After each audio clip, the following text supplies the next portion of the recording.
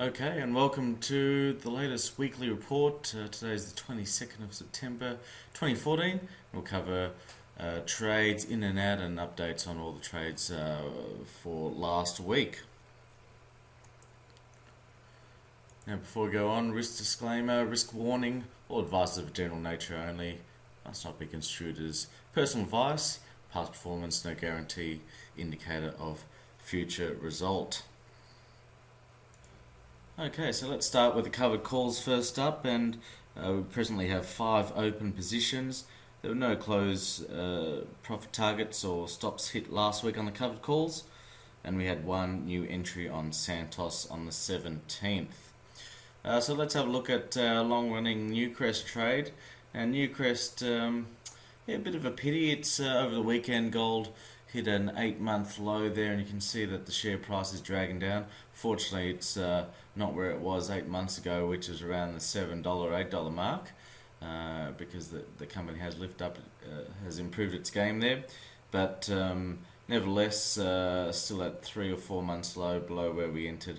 And at this stage, we're sitting on a break even because we've had the time decay help us there.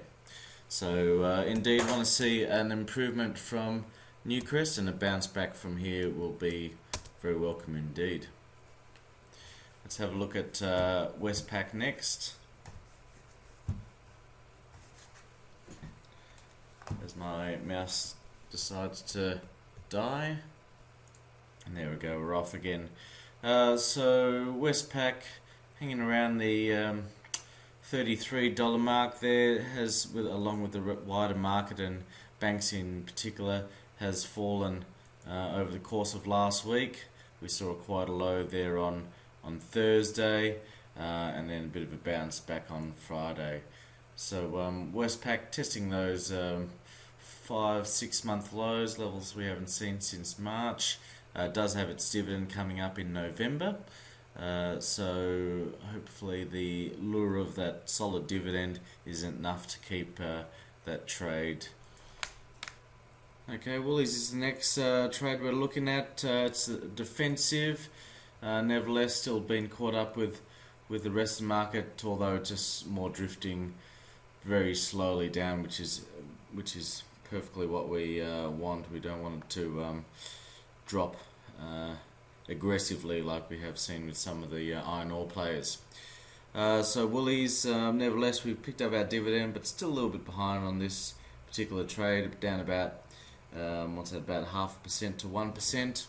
Have the 36 for November, 36 up here, not too far away, and we've still got 2 months to get back up to those levels without breaking into new lows. I think the stop is at 34.40, which is the February support level there. So it's still quite a while away, and that trade so far, whilst a little bit negative, not doing as bad as the broader market in general. Right, the next trade we'll have a look at is BHP. Now iron ore hit a 12-month low on the weekend, back down to 81 I think it is so that's obviously not good, but with the dollar also dropping as well, it makes it quite relatively flat. So with BHP at the moment hanging around that $35.50, $36 mark, as you can see there, just going sideways whilst iron ore has been falling in that same space of time. The reason is that it's not just an iron ore player. Obviously iron ore has the largest component of its earnings, but it's still quite diversified.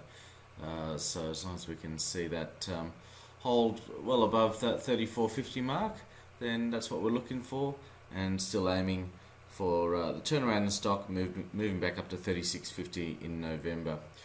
So that trade on Friday, we're actually sitting up 0.5% on that particular trade, which is doing okay.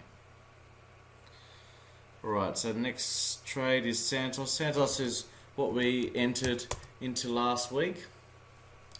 It did take a couple of days, because I think we first entered this trade on Tuesday, and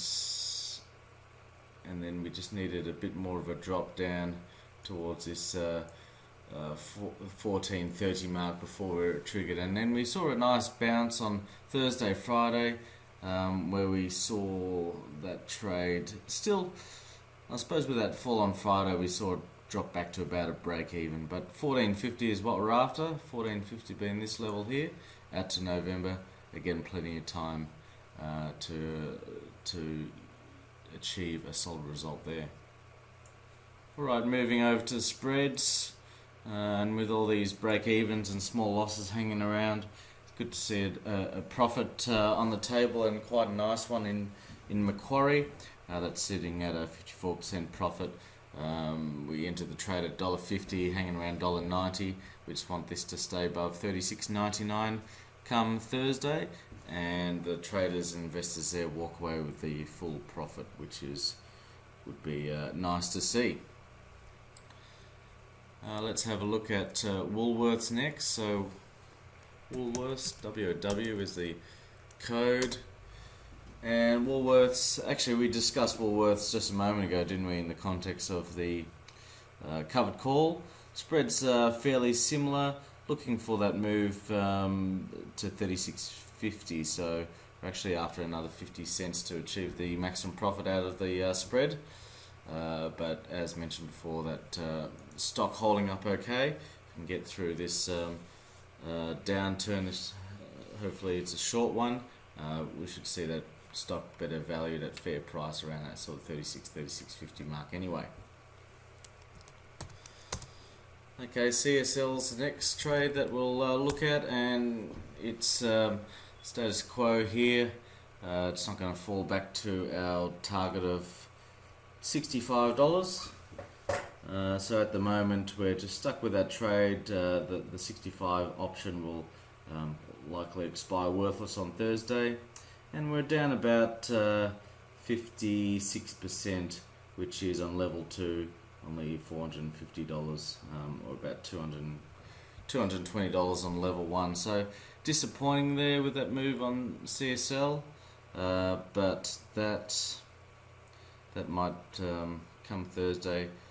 Looks like that might be only the third loss that we've locked in out of the last 15 trades we've entered. So got to have some that don't go as planned. Okay, next trade we'll look at is Fortescue. Now Fortescue, it has been below $4, and that's not really too much of an issue for this trade. We entered on the 8th of September, and at the moment the stock, whilst it did go for a few days above it, has been stuck below it.